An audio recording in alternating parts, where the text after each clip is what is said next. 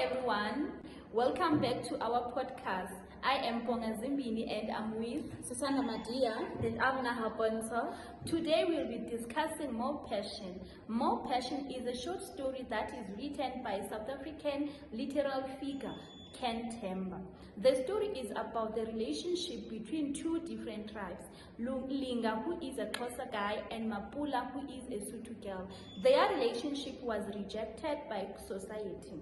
I can also compare their relationship with Romeo and Juliet by Shakespeare because both relationships were rejected by society.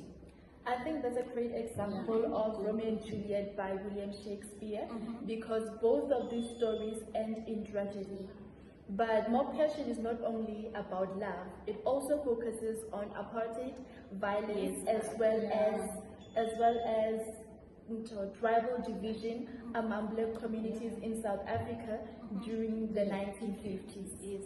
Therefore, this podcast will focus on discusses the themes that are found within the short story, themes that include race, gender and marginality, power, identity and control, and space as the right to the city. Yes.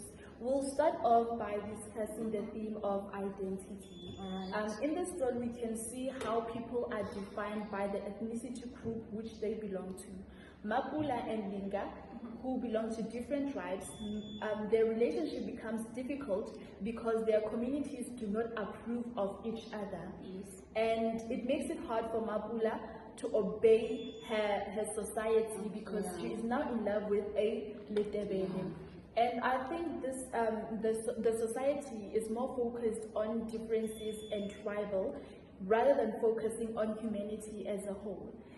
But I think I'll say this was designed by the apartheid systems as their way of bringing black communities apart, because we can say united is how we stand and divided is how we fall. So the apartheid system believed that if the black community stood together, they wouldn't succeed. To add to your point, indeed, I think South Africa was divided by this apartheid system, right? Because when you see in the short story, right, the Linga and Mapula, once the community found out that they are dating, they didn't understand that these two people really love each other. Instead, they see Linga as violating the Basotho community. They see Xhosa versus the Letebele or the Russian gang. So yeah. One thing that stood out for me is how identity is the reason for discrimination, as Linga is seen as an outsider at the Basotho community. I also agree with you when you say apartheid system divide black South Africans, because even still today, black South Africans is still divided. I agree with you. How, like, can you please provide an example of why do you think even today South Africans are still divided? For instance, there are Zulu people, there are stereotypes that Zulu people are aggressive and Xhosas are being rude, Sothos are weak. While at that, can I please provide an example about what happened recently? Do you remember with the Miss South Africa contest? Yes. Remember in the finals, it became tribal somehow. There's a lot going on. Exactly. Zulus wanted a Zulu girl to win, and Xhosas now wanted the Xhosa girl to win. It was no longer about who is good at representing South Africa. It became more about tribals. So I agree with you on that, like it still applies even today. To add to your point, even Big Brother Mzansi is no longer a competition. Now it's about tribes.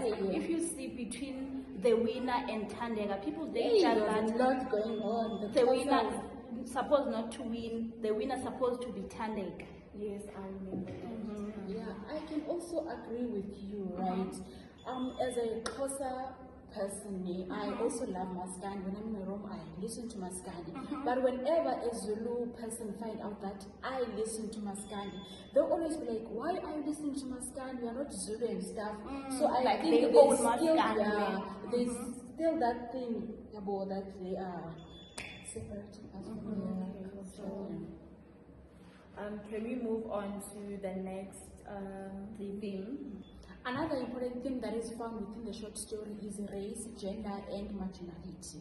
Mapula experiences harsher judgments compared to Ulina.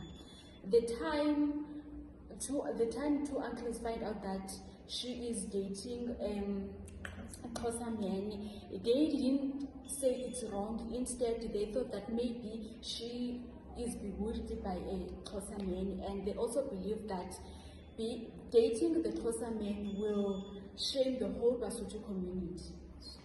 It is painful when they say Mapula is being witched by Linga because they don't have proof, and it shows how prejudice and tribalism can destroy humanity.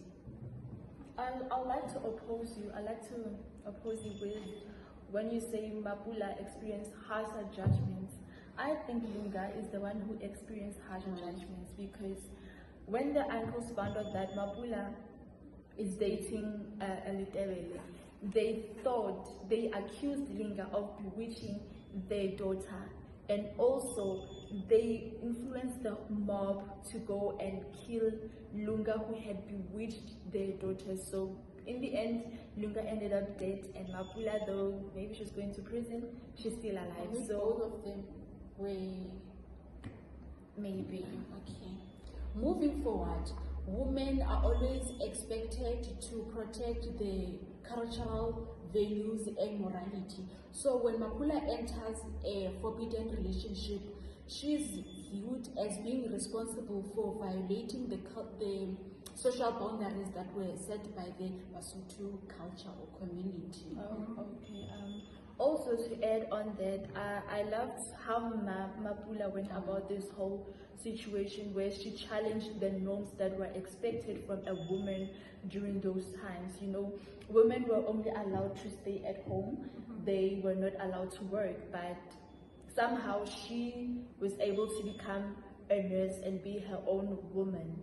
Meaning, she challenged the patriarchal expectations by being an independent woman. Exactly, yeah. you can say just that. an ordinary woman. Yeah, is there anything you want to add, ma'am?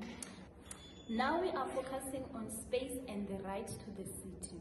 During apartheid time, people were divided through segregation, and that shows they don't have equal freedom to live and feel safe in the city, as they were forced to live at overcrowded spaces, and that creates tension and violence among them.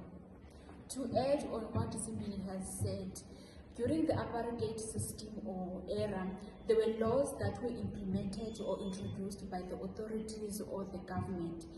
Laws such as Group Areas Act. So I believe that those laws greatly contributed to the social or division that we found within the short story. Okay. Last but not least, we'll be focusing on the theme of power and control. The story shows how community uses fear, judgments, as well as violence to maintain ethnical boundaries. We also see how Alpheus abused his power in order for him to manipulate the crowd by using fear. He used fear and anger. You remember how he went about how Mapula was bewitched by Linga. Yes, and also we see how power is used to control many decisions, especially Mapula's love choices, because her relationship was forbidden. Violence is also used to force people to obey the community. It is believed to bring control. Also, we can see that the community want to control people's relationships. The love between Linga and Mapula is not accepted at all. This relationship is controlled and it is restricted by Mapula's family, as well as the society's expectations. It shows how personal freedom is limited by these rules. I think that is all for power and control. To add to the point of power, Mapula also experiences lack of power. As a woman, her choices are being ignored by male-dominated society.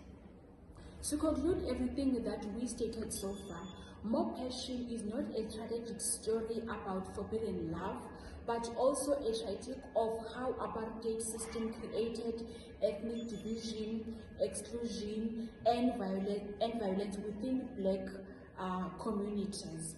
Themes such as race, gender, marginality, power, control, and identity, as well as space as the right to the city, demonstrate how apartheid affected both society and personal relationships.